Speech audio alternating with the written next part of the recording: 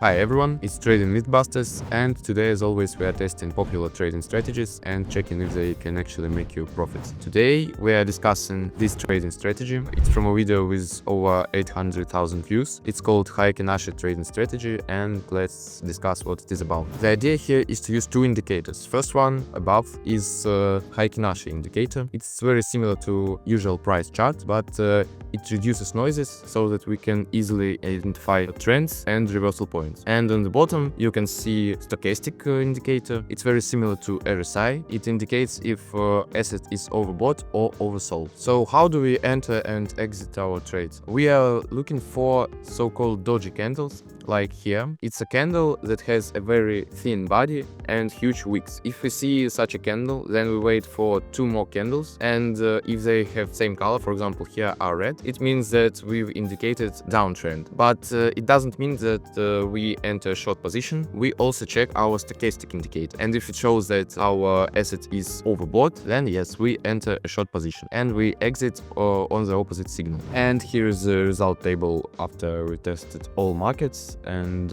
all time frames. We will discuss it in the end. I'm going to show you how to simulate trading process on Python using FracTrade Python package, and we are going to do something called backtesting. What is backtesting? So we have our main script. It's actually just our trading logic, and we have raw data. Here is an example of one file. We have hundreds of them, but you may see the format. So it's a table that has timestamps, and for each timestamp it has open price, high price, low, close, and traded volume. And it turns out that it's actually more than enough to simulate the process of trading. So our script tells us what to do with our data. So it takes input from our historical data and simulates trading process. So here we have, for example, entry and exit logic, and in the end I will show you how to get the results of our trading and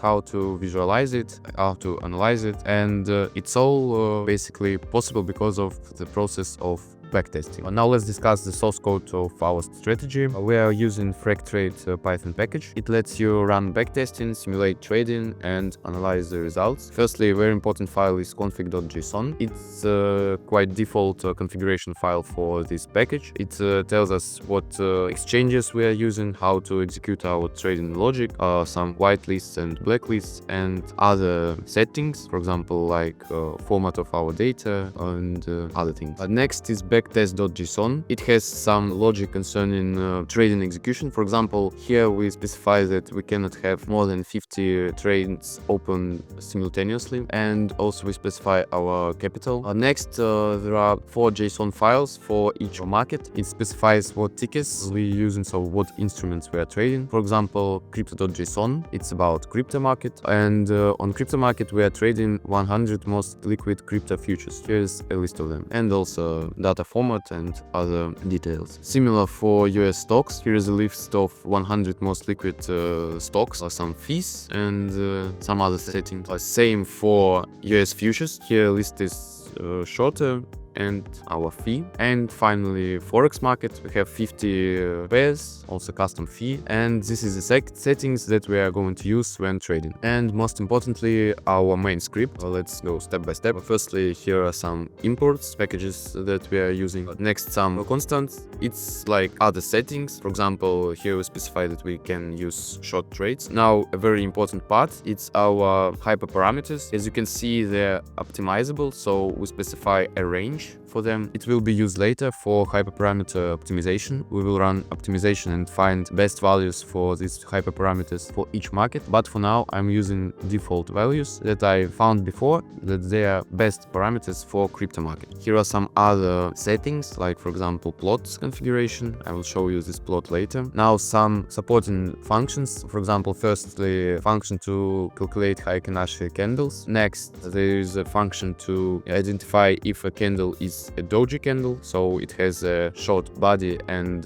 large wicks. And finally, the most important is populate entry trend. It's our entry logic. So we calculate our stochastic first to identify if it's overbought or oversold, and we check our long and short entry condition. I remind you that we are looking for a Doji candle, and we want it to be followed by 2 consecutive either red or green candles. Then we enter. Here is some trick for plotting. And finally, exit logic. It's opposite to entry logic, so we exit position when an entry signal of an opposite direction is present. Now let's discuss the visualization. Here you can see our usual price chart above and stochastic indicator. Let's firstly discuss stochastic indicator. If you see there are some green points, they indicate that our asset is overbought, and if it's below bottom line, it's oversold. Above you can see our trading entries and exits, and also our usual price charts. As you can see, there are some trends, but our candlesticks are noisy, so here we have green and red ones. And now let's switch to our Heikin Ashi indicator, and you can clearly see that now plot is much less noisy. So for example, this trend is always green, this downtrend is always red. And let's discuss our entries and exits. So as you can see here, we have our Doji candle, then it's followed by 2 green candles, and after this we enter a long trade. We have an uptrend with some minor downtrends, but eventually we exit our long trade and we enter a short position, just the logic that we expected. And here we can also check our stochastic condition. So for example, to enter a long trade we need our asset to be oversold. As you can see, stochastic is red, and we got the opposite for our short entry, so our stochastic indicator shows that we are overbought. Now let's get to the results, starting with crypto market. Firstly, 1-day time frame. Here we have best and worst performing tickers, and our Sharpe ratio is 0.4. We've made $183. Next, 4-hour time frame. Our Sharpe is -2.4, and we've lost $1,100. Next, 1-hour time frame. Our Sharpe is 8.6, quite high, and we've made $3,000. Next, 30 minutes time frame. Our Sharpe is 8.3, once again quite high, and we've made $2,200. Next, 15-minute time frame. Our Sharpe is 4.59, that's wonderful, and we've made $1,000. Next, 5 minutes. Our Sharpe is 8.5, and we've made more than $1,000. And finally, moving to 3-minute time frame, we have Sharpe 7 and $800 in profit. 1 minute. Yeah, now our Sharpe is negative, -140, and we've lost nearly $3,000. Next, moving to USA stocks. 1-day time frame. Our Sharpe is -0.1, and we've lost just $25. Next, 4 hours time frame. Our Sharpe is 0.22, and we've made $48. Next, 1 hour time frame. Our Sharpe is -0.3, and we've lost $34. Next, 30 minutes time frame. Once again, negative Sharpe, -2.37, and we've lost $200. Next, 15 minutes, negative Sharpe, -4.17, and we lost $379. 5 minutes time frame, -0.28 Sharpe, and we've lost just $18. Finally, 1 minute time frame. Once again, negative Sharpe, -2.35, and we lost $54. Now let's move to US futures market. Let's start with 15 minutes time frame. Our Sharpe is -5.5. We've lost $500. Next, 5 minutes, we've lost $1,000, and our Sharpe is -15. It's quite low. And 1 minute, once again negative Sharpe, -23. We've lost $600. And finally, let's check Forex market, starting with 1-day time frame. Here our Sharpe is positive, 0.24, and we've made $50. Next, 4 hours. Our Sharpe is once again positive, 1.3, and we've made $170. Next, moving to 1 hour. Our Sharpe is 0.04, still positive, and we've made just $1. Next, 30 minutes. Our Sharpe is 4.38, and we've made $118. Next, moving to 15 minutes. Still positive Sharpe, 0.85, and we've made $17. Next, 5 minutes time frame. Still positive Sharpe, 2.3, and we've made $25. Next, 1 minute. Our Sharpe is 13.6, and we've made $55. As I've said earlier, we are using hyperparameter optimization to find optimal parameters for each market. For example, with this command, I started hyperparameter optimization for Forex market. And below, we can see hyperparameter optimization running. And here we have optimal hyperparameters. I will run it for each market and include results so that you will see them. And finally, we have our results table.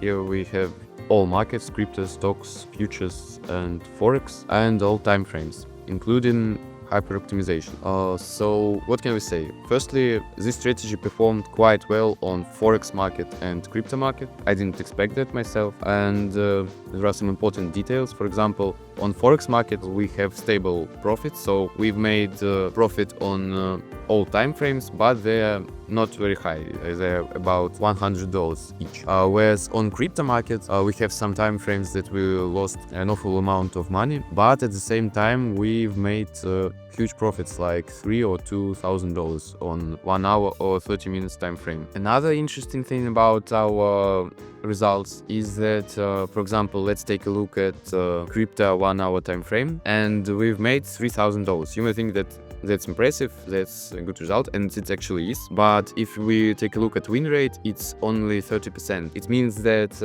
our strategy loses most of its trades, but if we enter a trade and we win it, then our profits are much higher, more than 2 times higher than our losses in case we lose. So it may indicate that this strategy is kind of unstable, but it can be prevented by modifying our stop loss. And finally, if we take a look at our hyper optimization, it's nearly always positive. So on the stocks market it wasn't quite good, but we didn't make anything on stocks market. As we can see, hyper optimization always makes results much better. For example, futures market, 15 minutes time frame, we lost $500 without hyper optimization, and we've actually turned this into $200 profit by just optimizing our parameters. And the same can be said about Forex. Overall, I can say that I'm impressed with the results. It's much better than previous strategies that we tested, and I want to specify that if you want to trade with it, you should never forget about hyperparameter optimization. You should firstly find optimal hyperparameters for this strategy, and only then it can be really profitable.